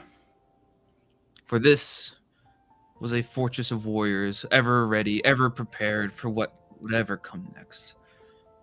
However, at the very top of this volcano, one would see the coverings of a great tree. For Gork's standard placed there was made with a branch from a certain druid's magical tree. And this would take root in the volcanic soil and the snow, and would grow tall and large with its canopy covering the top of the volcano. In the crater, something unusual would happen. The snow would melt, and plants would grow. But these were no ordinary plants. For in this magical place, anything can grow in abundance. The herbs that alchemists use that can only be found in rare and exotic places would grow here in abundance. Even things from the Fae could be brought and planted in its soil. And in the very center in front of the tree would be the statue of a druid. Again, in time, the name would be worn down to where none would read. But once again, they would all know that this was yet another hero. And then deep within the volcano, over a cooled magma pit, held by chains would be a great onyx throne. A throne made of volcanic glass sat above on a platform above what was once a great magma chamber. And this is where Gork would rule from. In time, though, orcs are not known to have long lives, but Gork would live longer than most. One day, and as he was aging, he would gather his chieftains and his greatest warriors to his citadel, and he would give them each 13 scrolls with a golden seal protected by divine power. He gave his final words to his chiefs. It is unknown what he said to them, and they never spoke of it, only being passed down from chief to chief. Gork would retire to his throne room with his greatest warriors, and the doors would seal for the final time, unable to be opened, protected along the seam by 13 golden seals. And it is rumored that one day the 13 seals will be broken, and down from the sky, in a chariot of fire pulled by beasts yet unseen, will ride Gork to wage war against any who would threaten his people or his god. Before, that was awesome. Gork's done epilogues before, so I really appreciate what you did there, Gork. It's awesome. That was awesome. Before empires are built, before ancient gnomish cities are restored, the journey of a lost people being brought into a familiar valley to be given a second opportunity, and an ever busy individual seeking redemption, they make a promise to each other. The first day of Thunshir, the beginning of spring, they would meet on a hilltop near the entrance to Sawtooth Valley. And they would equally sit alongside each other around a table with a fifth empty seat. And rumors of these strange people doing this year after year after year grows. They share stories, they drink, they eat, but always the equal of friends. They do not bring their future with them. They sit and they talk of the past. They talk of the things that shaped their journey, the sacrifices made, the cost of future secured in the past. I know, you'll get your chance. Always under a silken pavilion, always staring up at the sky to see that familiar streak of comet streak by.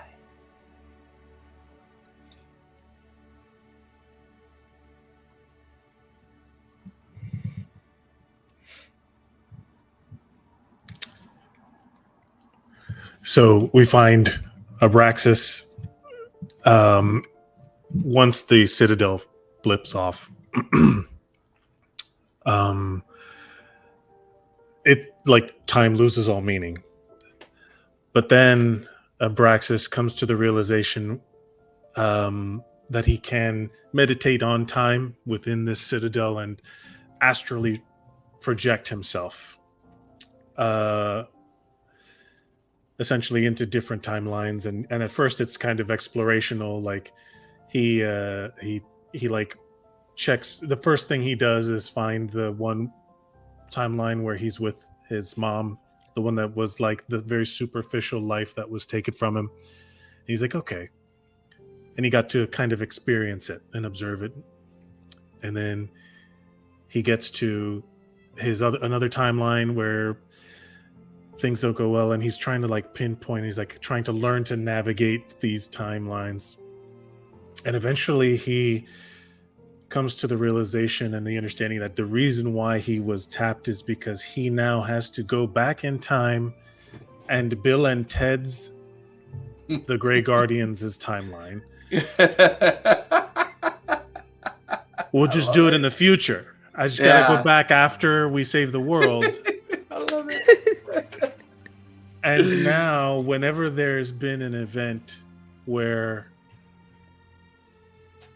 Menti found Abraxas, it's ultimate Abraxas going and nudging a piece of stone over that rock. So this is very Hermione with the time turner thing. Yep. Where I'm just like allowing, I have to go back and figure it all out and construct these moments where, not just for the Grey Guardians, but for everyone, there's the, third trammel going into Vecna by the Vox Machina. Every time there's a life altering kind of world phenomenon, there's been my time allowed me to go in there and kind of nudge things, not to determine outcome, but to put people back on the right path. Yeah, and I imagine at one point, as a very heavily drunken Gork is about to sit in his obsidian throne, he gets it quite wrong, and he's almost about to fall off into the lava.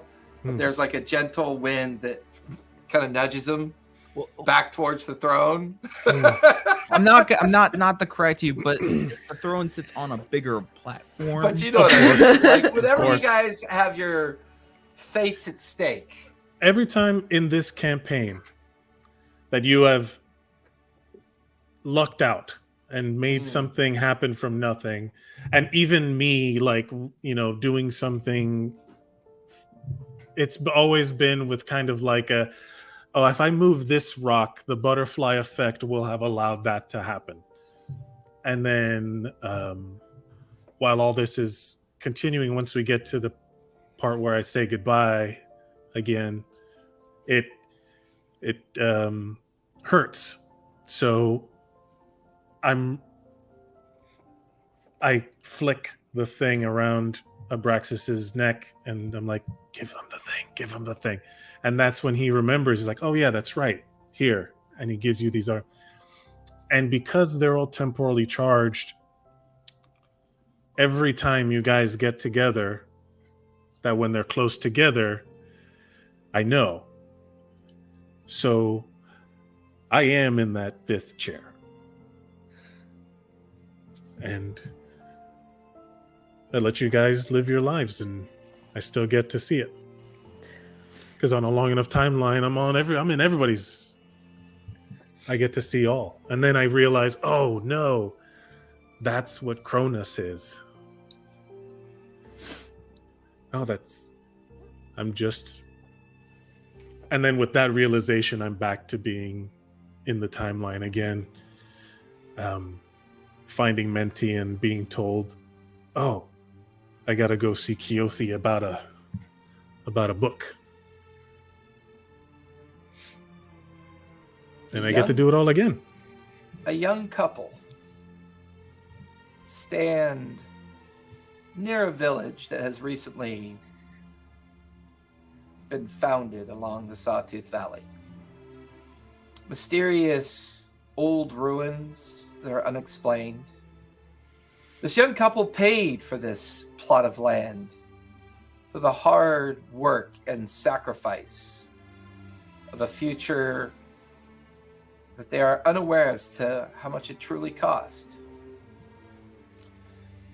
And as they stand there watching their home be built,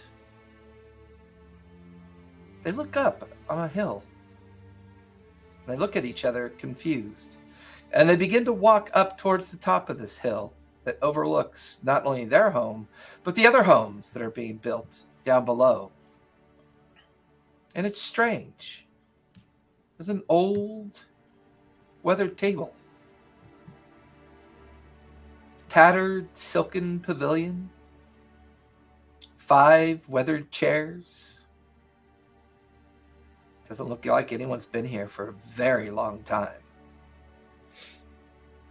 They walk amongst it. They run their hands across the weathered wood. Look around. They see a tankard all beat up and dented on the ground.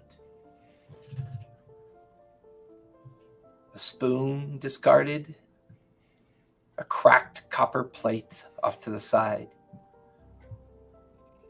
A well-worn path that leads down towards the coast.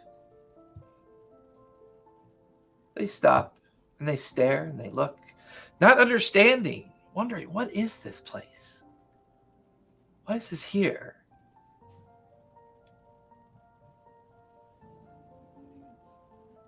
But there's a bit of reverence, an acknowledgement. No one's disturbed this under all pretense, and they decide to leave it, just in case. Just in case. And as the young couple walk back down the hill, they stare at the myriads of crowds of people that kind of linger in new streets, new pathways, new homes, new futures. The young couple look up. Huh. A comet streaks by. To share a moment and smile up at the comet.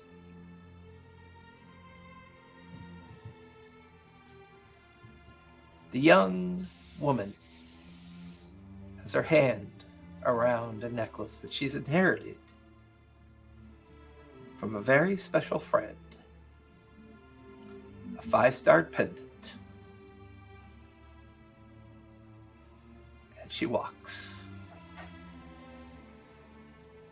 And that's it. We're done. I love endings. They're so much fun. Or are we? Roll for initiative. We got to fight this girl. Oh my God. 2 years. 2 years. Woo, it's been a while, Oh yo. man. Gork, that was great, Sam. I love that. You did great. Look at Cesare watching all the way to the end. Amazing. Thank you, Ches. By the way, EMP Studios built this. So Amazing. yes, they Yeah. built this new studio. Cesare is an amazing close friend of mine, and will always be an amazing close friend of mine. So, well, folks, that's it. This story has come to a conclusion. This tale is, well, for these 5 characters, have concluded. As we are now going to be off for the next 3 weeks, taking a breather, enjoying our Sunday evenings for a while. Mhm. And these 5 amazing people are going to write their next world that they're going to visit each other in, with whole new characters, whole new campaign, whole new everything.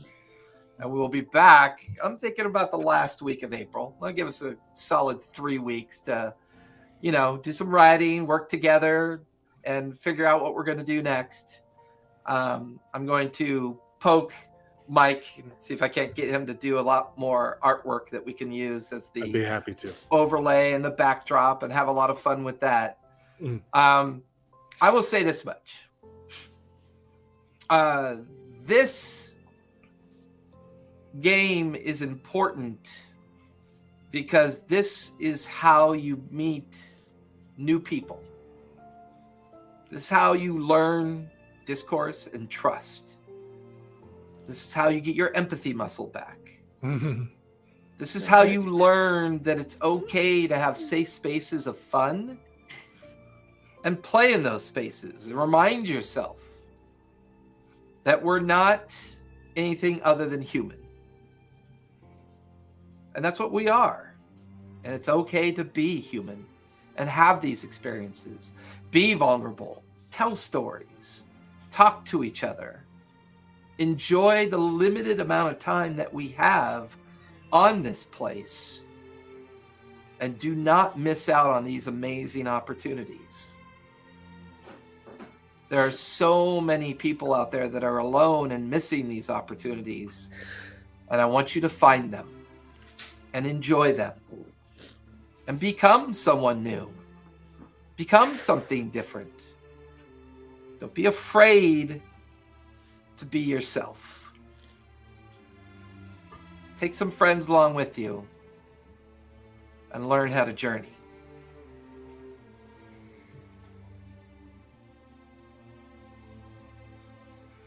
say goodnight, everybody. We're going to linger afterwards. Good so we night, can talk everybody. about our Good schedules. night. Bye. Remember, be safe, be kind, play a game. Books It's are good for bad. you. You'll enjoy it. And for the last time, for the final time, I can't wait to see what Mallory builds for us next time. Hell yeah. But we got to see it. Oh, you will, Chaz. Me and Mira have talked about that. Chaz, I'll send you a link shortly. So everyone else linger for a final time. That Goodbye, final Grey journey Guardians. of the Grey Guardians.